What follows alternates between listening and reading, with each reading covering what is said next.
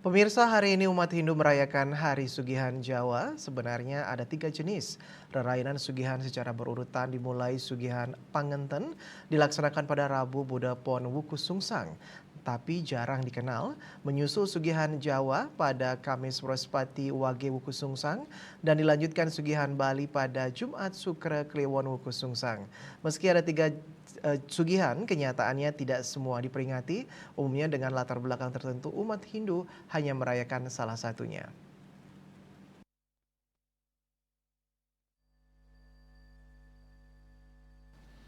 Dosen Fakultas Pendidikan Unhi Denpasar I Gusti Ketut Widana menjelaskan tentang ketiga sugihan tersebut. Masing-masing ada maknanya. Sugihan pengenten sesuai namanya mengandung arti sebagai pengingat atau ngentenin umat agar bersiap menyongsong hari suci Galungan. Sedangkan untuk Sugihan Jawa dan Sugihan Bali setidaknya ada 4 tafsiran.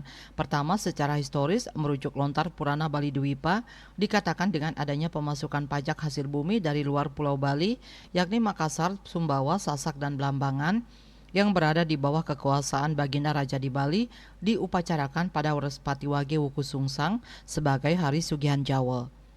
Khusus bagi penduduk Bali asli, upacara dilaksanakan pada Sukra Kliwon Wukusungsang yang disebut Sugihan Bali. Kedua, secara sosiologis dihubungkan dengan umat yang melaksanakan sugihan itu.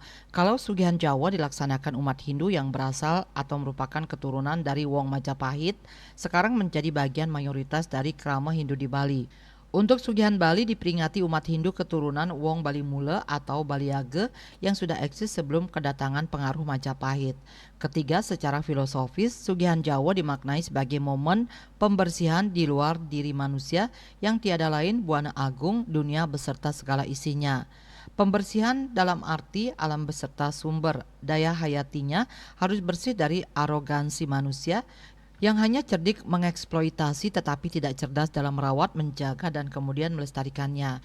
Pesannya adalah umat Hindu hendaknya tidak hanya berhenti pada tindakan simbolik melalui yadnya dalam bentuk ritual. Semestinya makna simboliknya ditransformasi lagi ke dalam bentuk aksi behavioral mengarah pada empowerment, berperilaku bijak mengelola lingkungan alam, dan tetap ajak lestari.